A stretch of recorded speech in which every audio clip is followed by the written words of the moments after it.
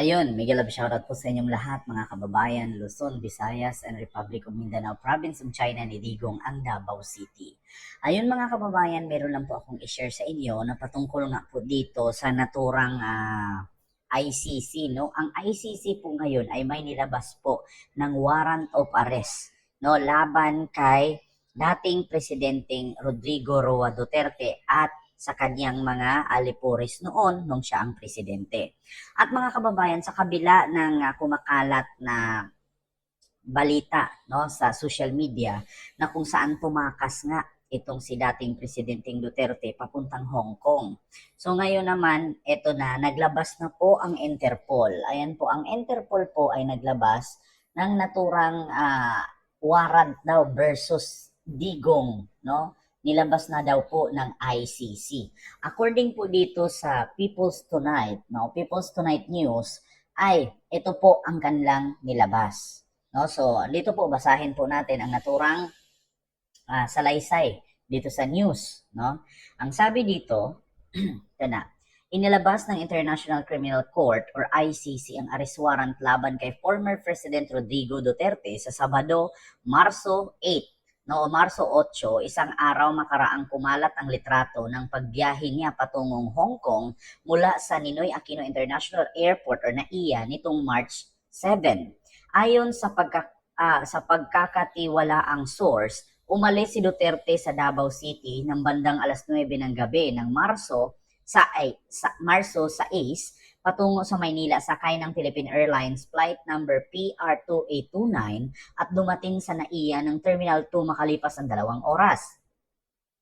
Mula sa Maynila, nagbiyahe patungong Hong Kong ang dating Pangulo umaga ng Biyernes, Marso 7, kasunod ng pag-viral ng nagsabing litrato ng dating Pangulo na paulat na bumiyahe rin patungong Hong Kong Sabado ng umaga ang anak niyang si impeached Vice President Sara Duterte. Sa international news reports na nagkumpirmang nasa Hong Kong si Digong, sinabing kukumustahin nito ang mga Pilipino doon. Ayon sa news, sinabi pa ng source na ang Philippine National Police or PNP ang magpapatupad ng arrest warrant sa pakikipag-ugnayan sa International Criminal Police Organization or Interpol. Wala pang opisyal na pahayag ang ICC tungkol sa warrant laban kay Digong as of posting. Si Digong ay nahaharap sa kasong crime against humanity dahil sa pagpatay umano sa libo-libo katao kabilang ang drug personalities sa war on drugs ng kanyang administrasyon.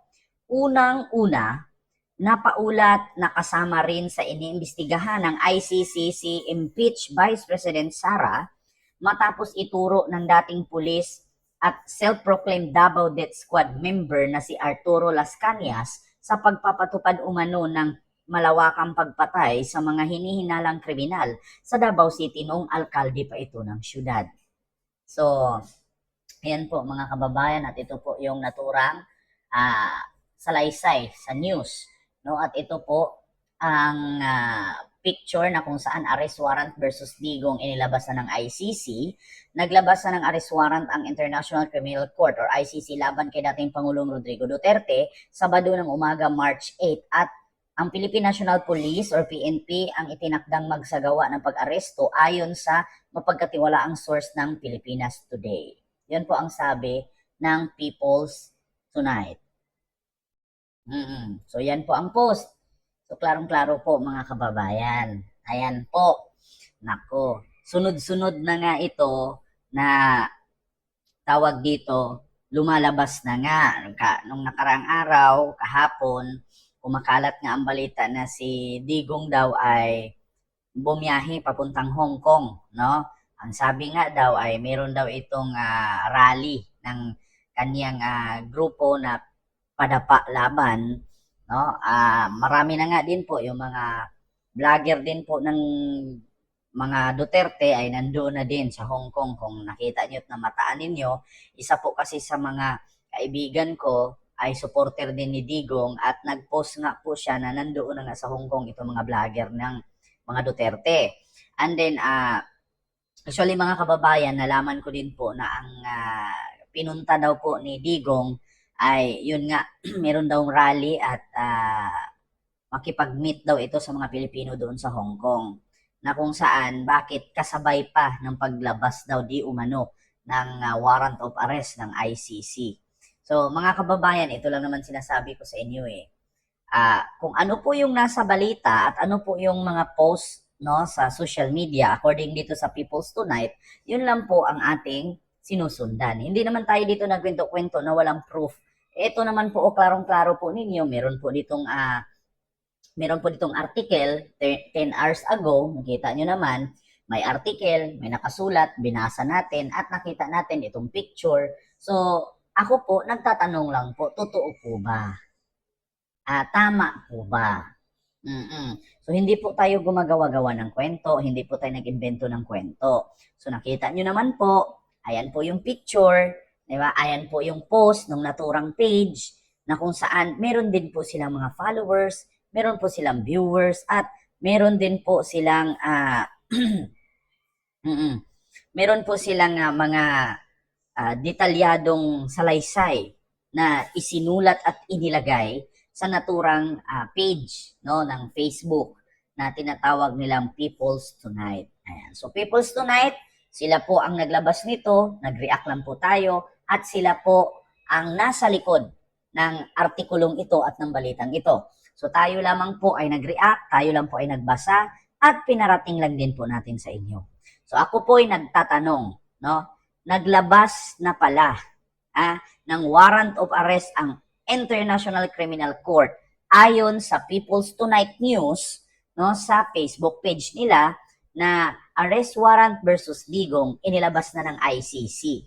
So, sabi pa nga dito, Philippine National Police ang itinakdang magsagawa ng pag-aresto ayon sa pagkatiwalaang source ng Pilipinas Today. So klarong-klaro po mga kababayan, Luzon, Visayas at Mindanao. Actually mga kababayan, kung kayo po ay nakasuporta kay Digong, malamang sa malamang hindi po kayo maniniwala sa mga sinasabi ng People's Tonight page. Pero kung ikaw po ay hindi nakasuporta kay Digong, ang isa lang po ang masasabi mo, deserve. Yeah? Kasi actually dito sa Pilipinas mga kababayan, nahahati po kasi sa tatlo ang politika.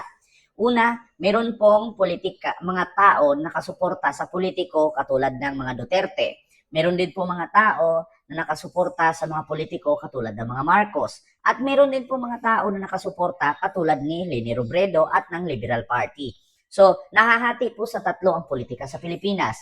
Ngayon, ang tanong, kung merong mga supporters sa mga Duterte at merong supporters sa mga Marcos at meron pong supporters sa mga Aquino no, at Leni Robredo, ang tanong, sino po ang pinakamaraming supporters? Una't sa pool po ang Marcos at ang Aquino ngayon ay nagsasanib puwersa laban sa mga Duterte. Kasi sa ngayon po, sa mga hindi po nakakaalam, simula po na naging presidente po si Bongbong Marcos, ang mga kalaban po ng mga Marcos, na which is ang mga Aquino, ay hindi po nagsasalita at sila po'y tahimik.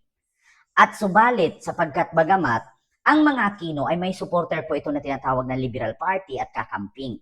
Na which is, ang mga kakamping ngayon ay nakipagsanib puwersa po sa Administrasyong Marcos para masugpo ang droga, ang korupsyon at ang kabulastugan ng mga Duterte. So nahuhulog po ngayon na ang oposisyon ay naging kakasanib na ng administrasyon. Ngunit may bagong tumatayong oposisyon na which is ang grupo ni Duterte. Totoo po yan. Ang mga kalaban ng mga Marcos ay ang Liberal Party. Sapagkat ang Liberal Party po ngayon ay hindi naman po 100% na sumasang-ayon sa administrasyon, ngunit sila po ay tahimik at palihim po ng pagsuporta sa mga sa Marcos administration. Ngunit ang pinaka-kalaban po ng Marcos administration at ng Liberal Party ay itong mga Duterte. Sa ngayon po sa Pilipinas, ang mga Duterte po ang pinaka nanggugulo sa ating bansa. Yan po ang katotohanan, huwag po kayo magalit. Mga Duterte lang po ang putak ng putak sa administrasyon. No, kung tutuusin niyo po at intindihin niyo pong mabuti, hindi po ang mga Aquino, hindi po ang mga kakamping o Liberal Party ang nanggugulo ngayon. Na which is, ang nanggugulo po ay ang grupo ng mga Duterte. So yun po ang katotohanan. Huwag niyo pong baliktarin ang history, huwag niyo pong linlangin ang tao. Ako po mismo bilang content creator, vlogger, supporter ng Marcos administration, nagpapatunay na ang mga Duterte lang po ang putak ng putak paulit-ulit na bumibira sa Marcos administration at hindi po ang Liberal Party na grupo ng mga Aquino. So yun naman po mga kababayan, naglabas na daw po di umano ng arrest warrant ang International Criminal Court laban sa dating presidenteng Duterte. And I thank you, God first, bye-bye.